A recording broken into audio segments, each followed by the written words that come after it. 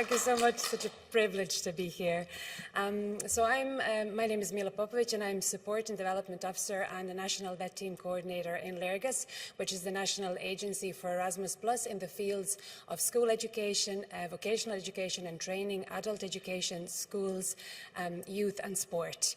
I'm so happy to be here today to contribute to this important conversation by presenting a Lergas report, which looks at the development of transversal skills in the context of Erasmus Plus vet mobility.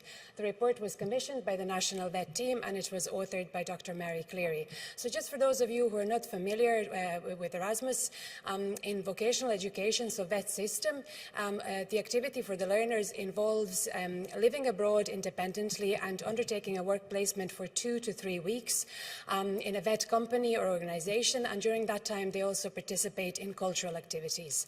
The report looked at this context because it's within this context that the impact of the participation in the mobility was strongly linked to development of transversal skills, and they're usually expressed in terms of independence, self-confidence and cultural awareness. So the report considered fields of psychology, business and education in order to answer 3 important questions. What are transversal skills and why are they important? To what extent participation in Erasmus Plus vet mobility contributes to the development of transversal skills? And what are priority transversal skills for this context? Because if you're looking at the area of transversal skills, there's around 200 of them being talked at any point in time. The report, during the conference we already heard about VUCA, volatile, unpredictable, complex and ambiguous nature of highly technological and globalized working environments. We need transversal skills to navigate this rapidly changing environment, because transversal skills, they're not about a particular job, academic discipline or area of knowledge. They're about an individual's ability to communicate, to develop relationships, to adapt to change and uncertainty, and to problem solve. And crucially, we believe, although it's open to debate, we believe that transversal skills are not replaceable by technology. So transversal skills, a report also considers employers' perspective.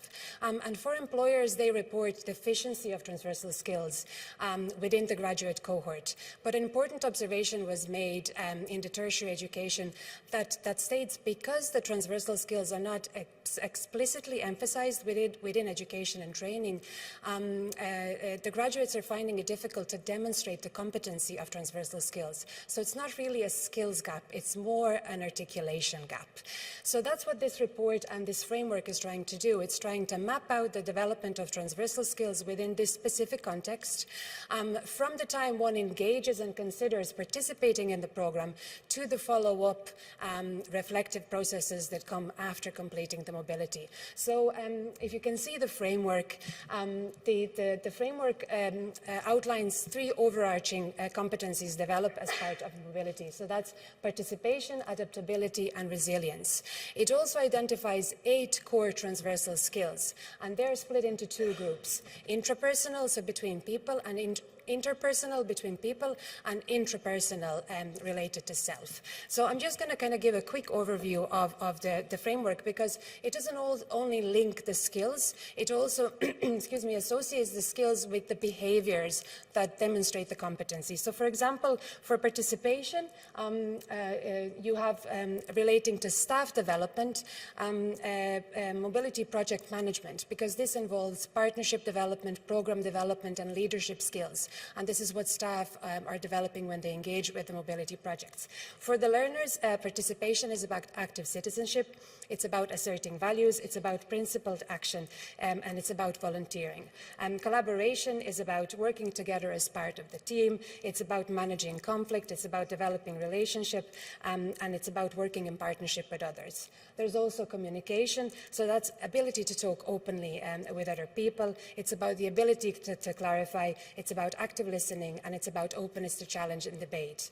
And then for intrapersonal or intrinsic skills, we have cultural identity, that's understanding and appreciation of other cultures, acceptance of difference, intercultural awareness, and responsiveness to socio-cultural cues. We also have self-confidence, that's about identity and self-respect. We have self-reliance, that's the ability to take self-responsibility, engaging with everyday tasks such as food shopping, public transport, attending work placement. And then we have self-awareness, which is about reflexivity or metacognition. It's understanding their own strengths and areas for development and what they're comfortable and not comfortable with. So just to conclude, the report finds that the development of transversal skills needs to be done in an applied context. It finds that the Erasmus Plus fosters and expedites the development of transversal skills because it creates opportunities for the learners to gain a range of new experiences. It really takes them outside of their comfort zone, but in a safe and structured manner. And it also says that new and innovative ways need to be developed to facilitate the demonstration of capability of transversal skills so that the participants can recognize them and articulate them as important and necessary competencies that they are, thereby closing that articulation gap. Of course, this is only one piece of the puzzle, that this process isn't just a small contribution to an ongoing endeavour. I'm just happy to report that we've shared the framework with the participants and with the organisations, and that they're reporting that they're using it with their learners as a reflective processes. So it puts the learner in the centre, which is we're delighted with that process. Thank you for listening.